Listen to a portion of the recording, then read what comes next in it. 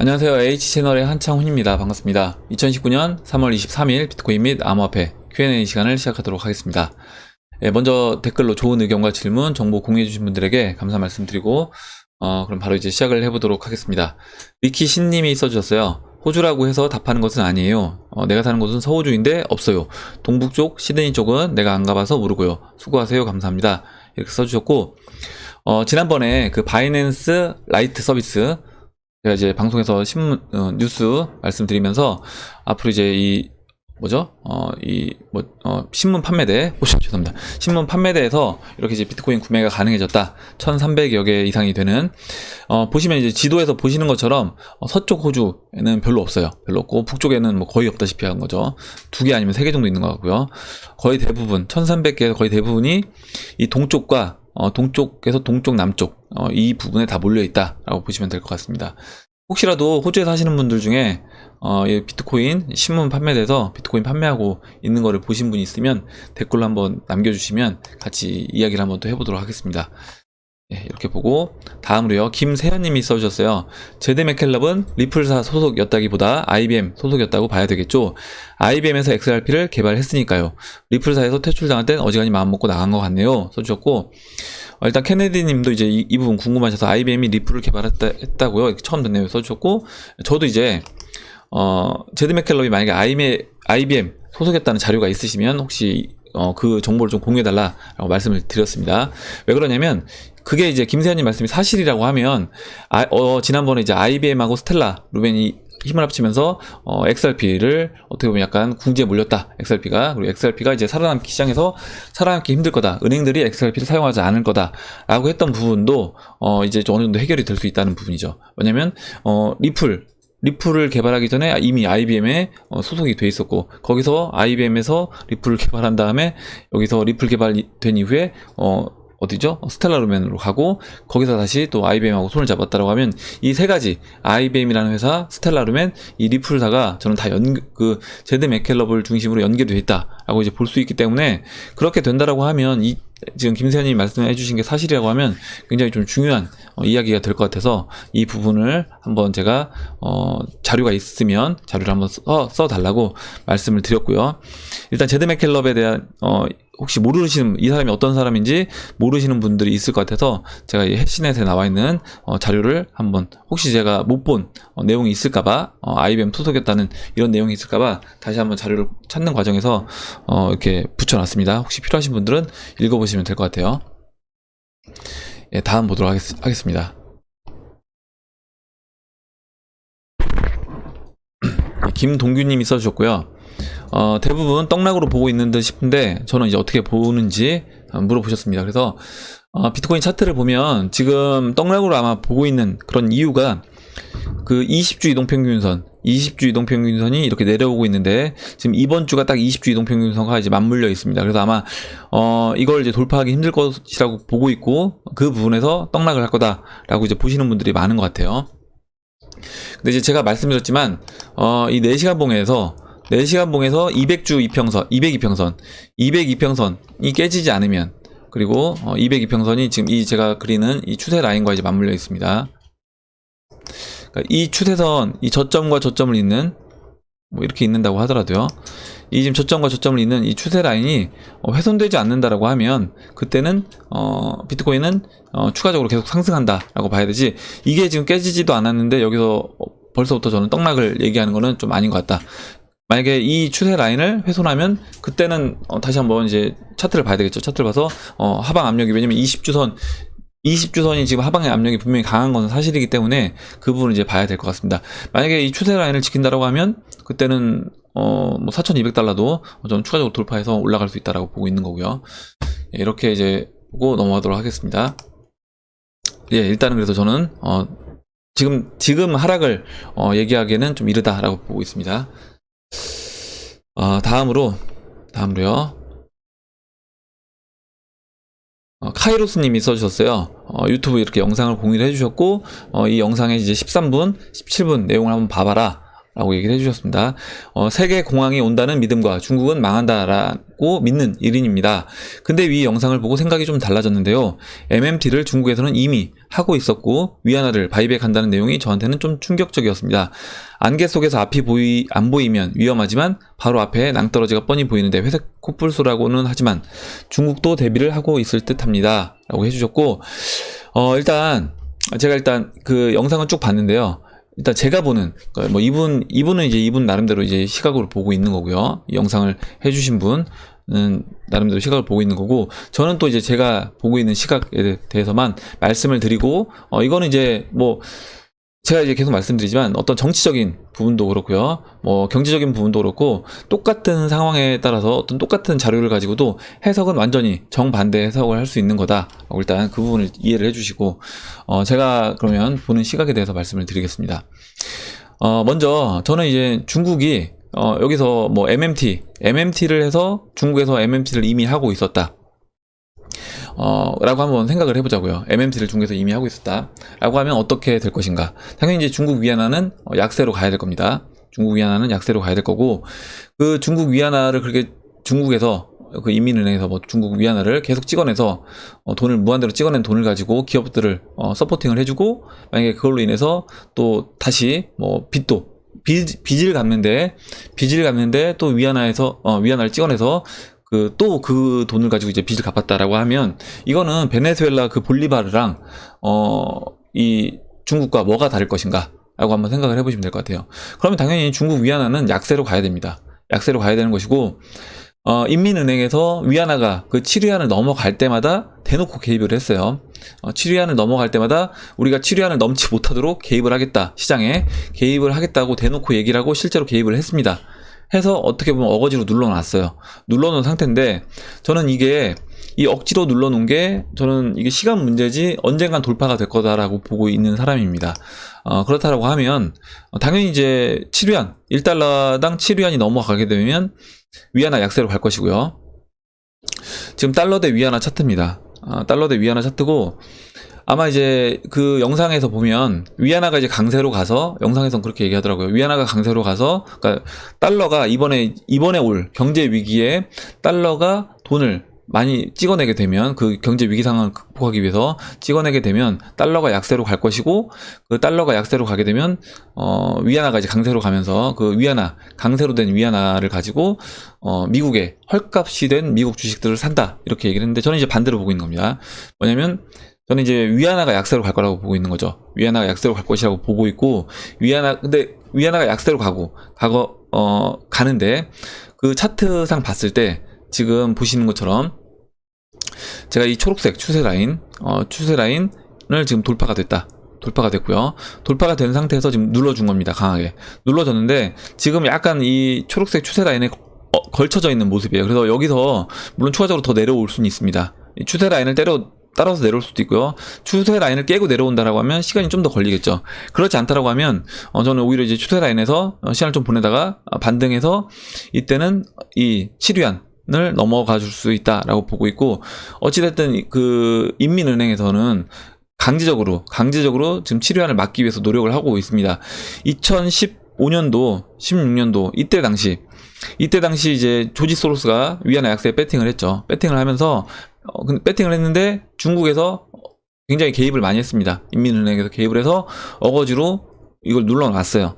눌러놓으면서 어떻게 보면 조지 소로스가 그때 1조 원에 달하는 그런 돈의 피해를 봤습니다. 그래서 어떻게 보면 조지 소로스는 어떻게든 자기가 당했던 안갚음을 하려고 지금 노리고 있는 상황인 거고요. 중국 외환 보유고를 보시면 이때 이제 2016년도를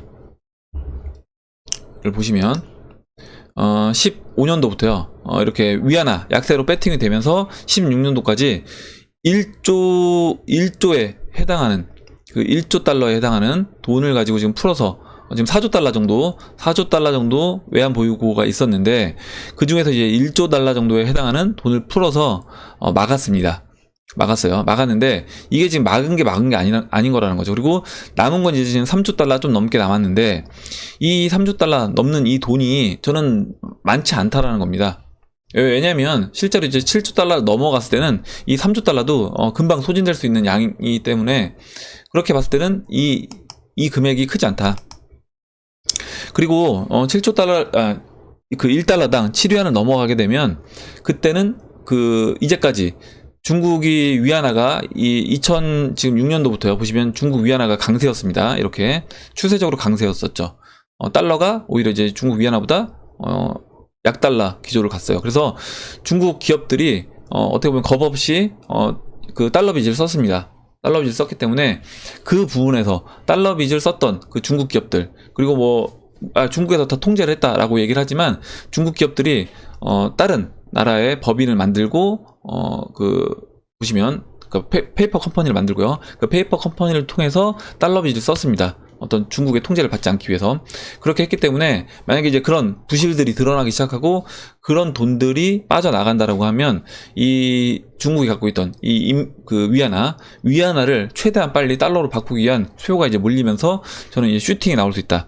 이 차트 모양이 제가 이제 원화 차트, 우리나라 97년도 IMF 때 그 차트와 똑같다라고 제가 말씀드렸어요. 비교해 보시면, 제가 지난번에 비교해 드렸는데 오늘은 제가 이제 비교해서 말씀드리진 않겠지만, 보시면 지금 이렇게 W자 모양 이렇게 됐고, 우리나라 같은 경우는 여기서 지지부진한 모습을 보이다가 그냥 슈팅 나왔습니다. 이때가 이제 900원이었어요. 이 자리가, 우리나라는 이 자리가 900원이었고 여기서 이제 올라와서 우리나라 같은 경우는 2,000원까지 갔습니다. 2,000원. 그러면 보세요. 지금 여기가 지금 7위안인데 이 7위안을 넘어서 만약에 위안화가 1달러당 14위안까지 우리나라처럼 간다라고 하면 어마어마한 겁니다. 예.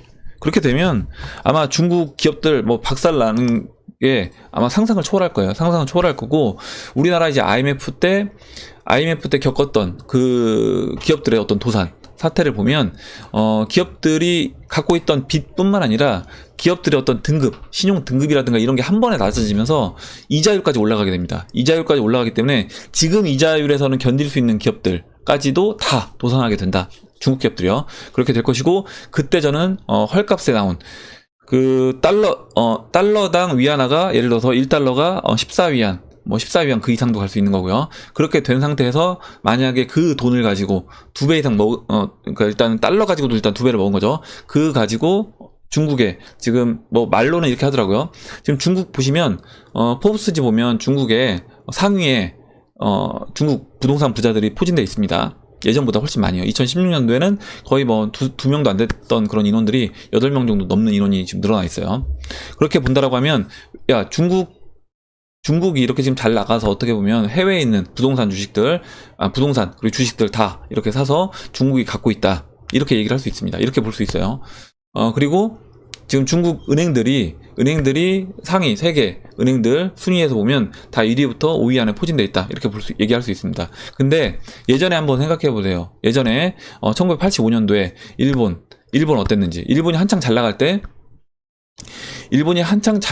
때 그때 한번 어떻게 됐어요? 이제 미국과 그 합의를 했죠. 갑자기 그 합의 이름이 생각이 안 나는데 그 엔화에 대해서 합의를 했습니다. 예, 그 뭐였죠? 그 호텔 이름인데 호텔 이름 생각이 안 나네요. 일단 그 엔화 합의를 하고 나서, 생각이 나면 말씀드리겠습니다. 합의를 하고 나서 엔화 가치를 절상을 시켰습니다. 엔화 가치를 절상을 시켰죠. 절상을 시키면서 엔화가 절상이 되다 보니까 당연히 이제 엔화로 돈이 몰리고 그 이후에 이제 잃어버린 20년을 거쳤습니다. 그때는 엔화 급등하면서 일본 니케이 지수도 마찬가지로 이제 급등을 했어요. 급등하고 일본 부자들이 세계에 있는 자산들 다 매입을 했습니다. 부동산 주식도 매집하고요. 그때 당시에 일본에 있는 그 롯데 신격호 회장이 세계 이제 5위 부자까지 올라갔었어요. 그 당시에. 그런 걸 보면, 근데 지금 어때요? 지금 신격호 회장이 세계 뭐 100위 안에 들어가나요? 100위 안에도 못 들어갑니다. 그리고 일본 그 당시에 세계 뭐 10위 안에 일본 부자들이 굉장히 많이 있었는데 그 부자들 다 밀려나서 저기 바깥에 있어요. 그런 걸 본다라고 하면 당시에 지금 중국 부자들 상위 포브스지에 있는 중국 부자들, 그리고 은행들 순위가 1위부터 뭐 5위에 중국 은행들 부자 은행들로 뭐 있다라고 하더라도 이거는 뒤로 밀리는 건 순식간이다. 순식간에 이제 밀릴 수 있다. 라고 보고 있습니다. 그래서 그 부분에서는 저는 이제 그렇게 보지 않고, 나중에 오히려 위기 상황이 됐을 때 강달러가 되면 그 강달러 국면에서 다 이렇게 중국의 헐값에 나와 있는 자산들을 매집을 할 거다라고 보고 있는 보고 있는 게 이제 제 시각입니다. 그래서 좀 말이 길어졌는데, 예. 일단은 MMT 이론을 썼다는 것 자체가, 만약에 MMT를 써서 중국이 그렇게 하고 있다라고 하면, 이거는 중국이 스스로 위안화가 지금 어느 타이밍에라도 약세로 갈 수 있다는 걸 저는 인정하는 꼴이다. 인정하는 꼴이고, 이게 지금 어떻게 보면 인위적으로 막고는 있지만, 여러 방면에서 미국이 지금 중국의 숨통을 쪼이고 있다. 그냥 단순하게 이 달러 대 위안화 이 차트에서 이 환율로만 중국을 압박하고 있는 것이 아니라 미중 무역 전쟁을 통해서 중국에 있는 기업들을 다 바깥으로 빼내고 있어요, 지금. 왜냐면 미중 무역 전쟁을 하다 보니까 우리나라 기업들도 중국에서 뭔가 제품을 생산해서 미국으로 수출하다 보면 그 세금 때문에 재미가 없는 겁니다. 경쟁력이 떨어지죠. 그러니까 공장을 베트남이라든가 인도로 옮기는 거고요. 어제 이제 현대차도 중국에 있는 그 공장에 있는 인력들을 대거 해고했다라고 얘기를 했습니다. 그런 걸 보면 앞으로 이제 이런 거는 전 더 심해질 거다. 그리고 이거를 트럼프가 알고 있기 때문에 당연히 미중 무역 전쟁 이거를 협의를 쉽게 안 해줄 거라고 이제 보는 거죠, 저는. 누구적으로 이제 협의를 해주겠느냐 이렇게 보고 있습니다. 거기에 이제 더불어서 그 중국이 이제 에너지 문제에서 어느 정도 숨통을 튀어놓게 하기 위해서 베네수엘라를 계속 자기네 편으로 이제 만들어 놨는데, 지금 베네수엘라의 그 마두로 정권을 퇴출시키고 지금 과이도, 친미 성향의 과이도 정권을 지금 앉히려고 하고 있잖아요. 과이도 이제 미국에서 공부했던 사람이고요. 그렇다라고 보면 그 일련의 과정들이 다 저는 중국이 지금 계속 완전 그 어떻게 보면 사방에 중국이 완전 사면초가 상태로 되어 있는 그런 모습을 보고 있습니다. 그래서 이 부분을 중국이 쉽게 저는 탈출할 수가 없을 것 같고, 사실 여기서 중국 위안화가 뭐 위안화 약세로 가든 강세로 가든 전 중국한테는 다 어려움을 겪을 수밖에 없는 구조다라고 보고 있습니다. 뭐 강세로 가서 중국이 숨통이 들 거다. 저 이것도 이제 중국 위안화가 강세로 가면 그 강세로 간 위안화 가지고 중국이 자산을 매집한다.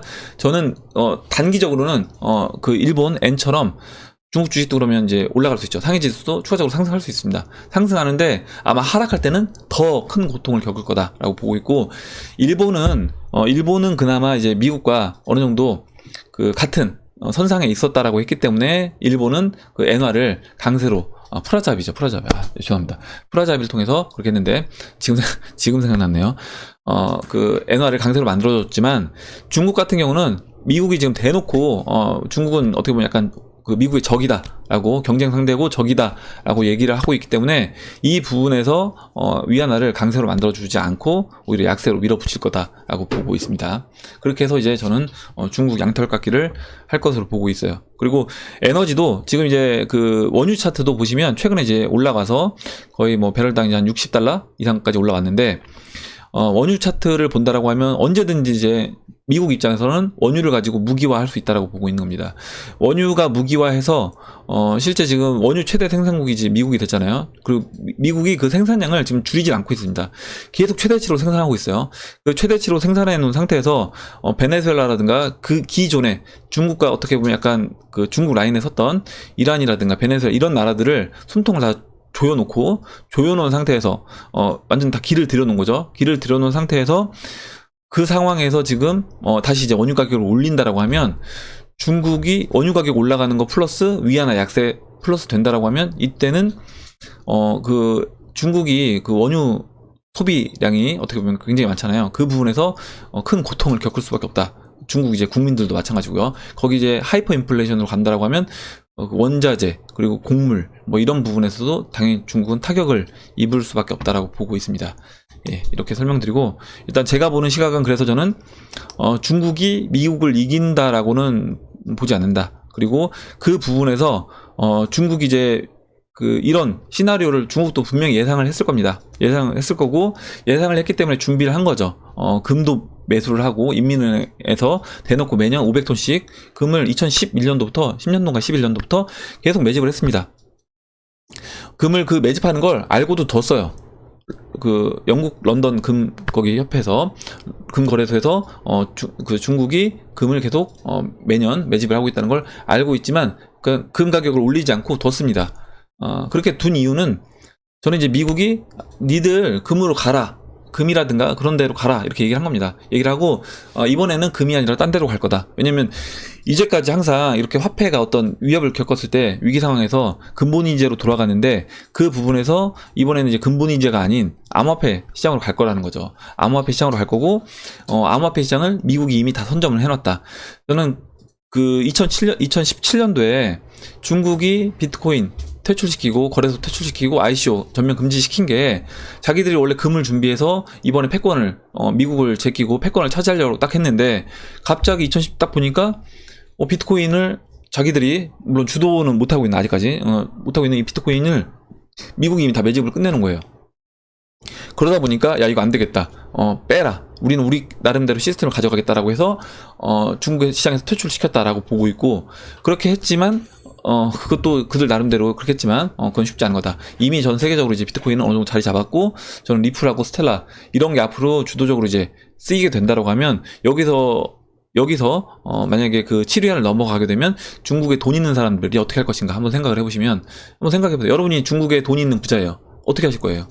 한번 생각을 해보세요. 그러면 당연히 베네수엘라에 있는 돈 있는 사람들이 하고 있는 행동하고 똑같이 할 겁니다. 베네수엘라의 경제학자, 베네수엘라에 돈 있는 사람들이 지금 뭘 하고 있는가 보면 어차피 베네수엘라 지금 중산층들은 다 무너졌어요. 무너졌고 거기에 돈 있는 사람들, 기존의 기득권들, 뭐 군부 세력들 이런 사람들은 해외 부동산 사고 그리고 달러로 돈 바꾸고요. 근데 달러도 여의치 않죠. 그러다 보니까 어떻게 해요? 지금 비트코인 거래량이 베네수엘라에서 최대치로 늘어나고 있는 겁니다. 그리고 베네수엘라 경제학자가 얘기했잖아. 자기는 돈 들어오는 족족 다 비트코인으로 바꾼다. 암호화폐로 바꾼다 얘기했습니다. 그러면 이와 같은 현상이 저는 중국에서도 똑같이 일어날 거다라고 보고 있는 거죠. 중국에서도 자기네 뭐 자체, 만약 중국 인민은행에서 야 우리 지금 뭐 중국계 코인들 말고요. 중국계 코인들 말고 인민은행에서 야 우리 코인 만들 테니까 이걸 써라. 중국 국민들한테 한다고 하더라도 그 베네수엘라의 페트로처럼요. 그렇게 한다고 하더라도 저는 그게 먹히지 않을 거다. 중국 국민들도 해외에 나가서 해외에서 인정받는 그런 코인을 쓸 건데 그게 이제 저는 비트코인, 뭐 리플, 스텔라, 이더리움 이런 게 이제 될 거라고 보고 있는 겁니다. 그럼 당연히 그 뭐 베네수엘라야 사이즈가 좀 작은 나라다 보니까 어쩔 수 없겠지만 중국 같은 경우는 이제 사이즈가 워낙 큰 사이즈이기 때문에 미국 GDP의 3분의 2잖아요. 그런 사이즈이기 때문에 당연히 중국 그런 나라에서 암호화폐 시장으로 돈이 비트코인, 이더리움, 리플 이쪽으로 돈이 몰린다라고 하면 그때는 어마어마한 일이 벌어질 거다라고 보고 있습니다. 네, 그리고 뭐 이게 이제 미국이 다 준비된 저는 과정이라고 이제 보고 있는 거예요. 예, 여기서 몇 가지 뭐 자료 지난번에 예전에 이거 한 몇 달 전에 이제 보여드렸던 자료 같은데 보시면 이제 중국 회사채 부도 건수 및 금액인데 2017년도 이렇게 보시면 건수 26건이었는데 2018년도는 상반기만 돼도 이제 21건이었습니다. 예, 그리고요. 이와 같은 일을 벌이고 있는 이유가 뭐냐면 지금 GDP가 중국이 이제 따라온 겁니다. 어느 정도 따라왔고 이 속도로 따라왔을 때 2026년이 되면 이 빨간색 중국의 GDP가 미국 GDP를 넘어설 수 있기 때문에 미국이 이번에 그 중국을 제대로 손을 보려고 하는 거다. 완전히 손을 봐서 지금 손을 못 보면 나중에는 경제적으로 이제 중국이 앞설 수 있기 때문에 손을 못 볼 수 있는 상황이 진짜 온다는 거죠. 그리고 이제 글로벌 부채 현황을 보면 지금 미국이 48조 달러입니다. 2016년도에요. 지금 더 늘었어요.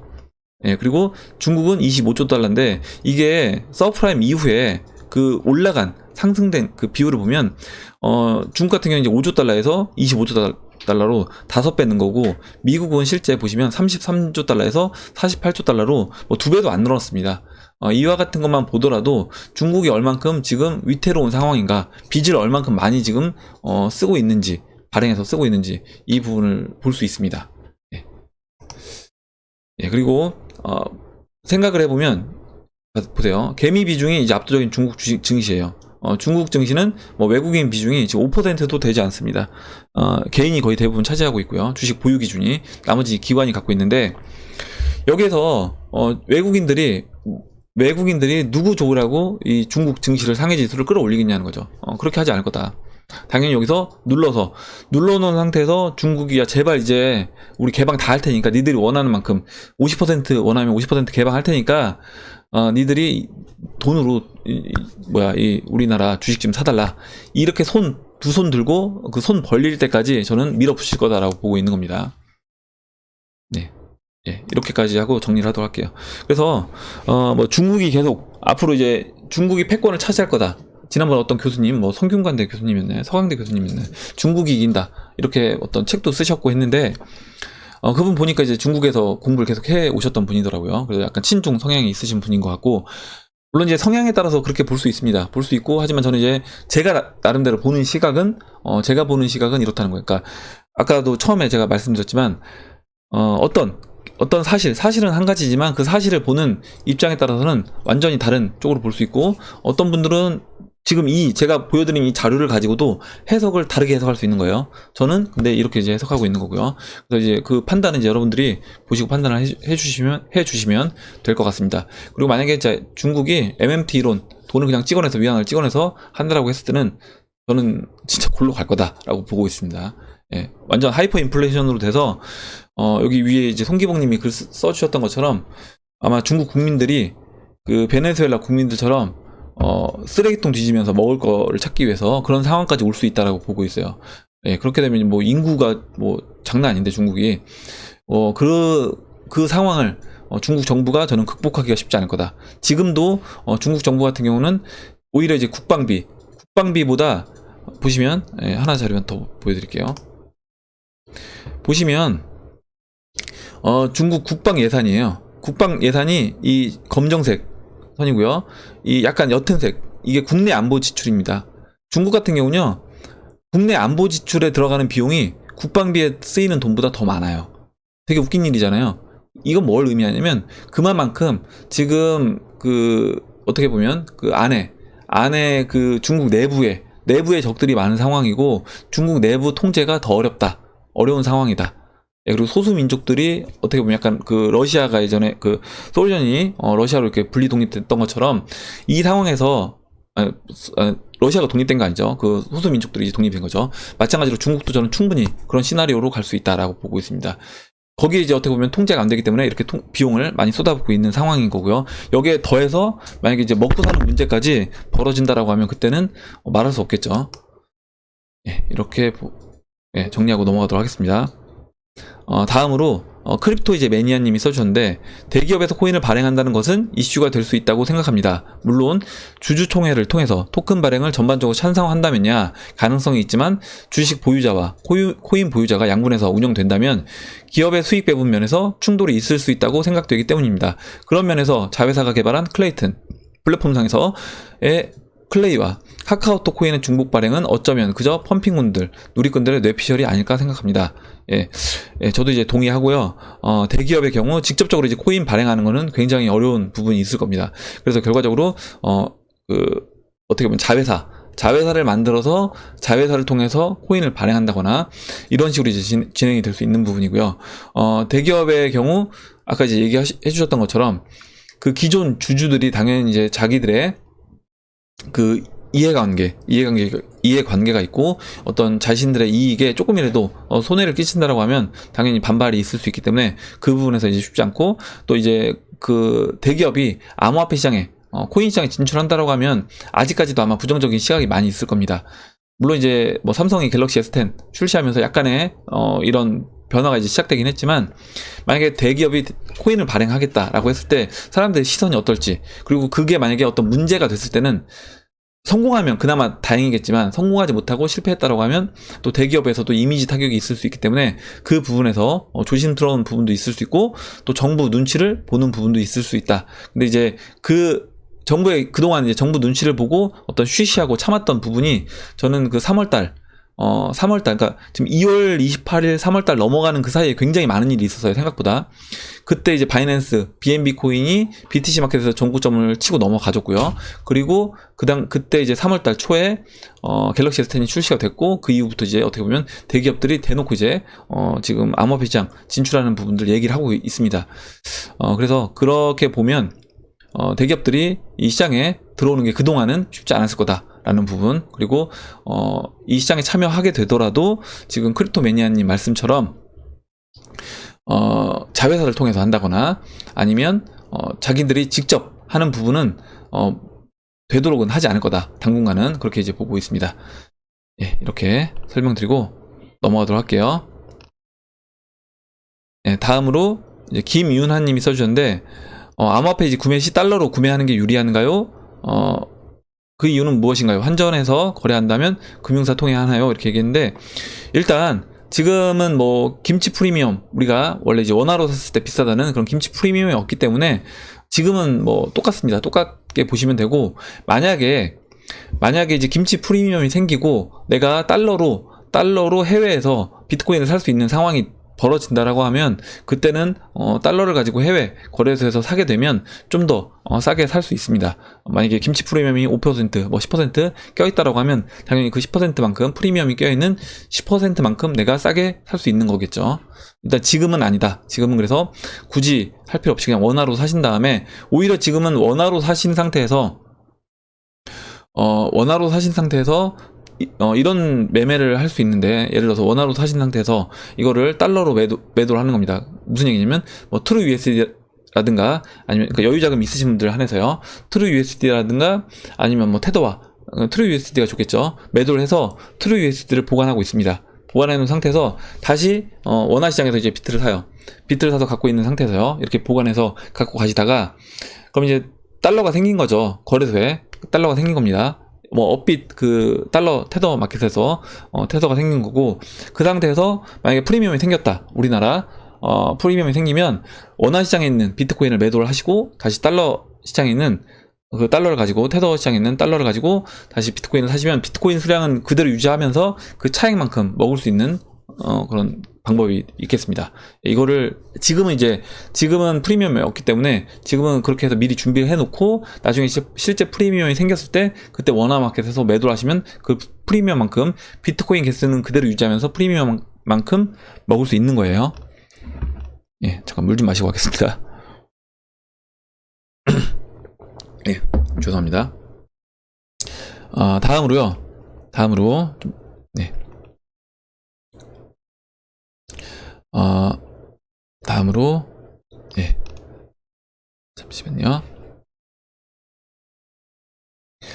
뭐 지금 그 금통님도 그렇고, 이제 BK 찻도 다른 분이 물어보셨는데, BK 앞으로 이제 19년 최고치 전망 이렇게 물어보셨는데, 제가 지난번에 이제 BK는 아직 이제 추세가 잡히지 않아서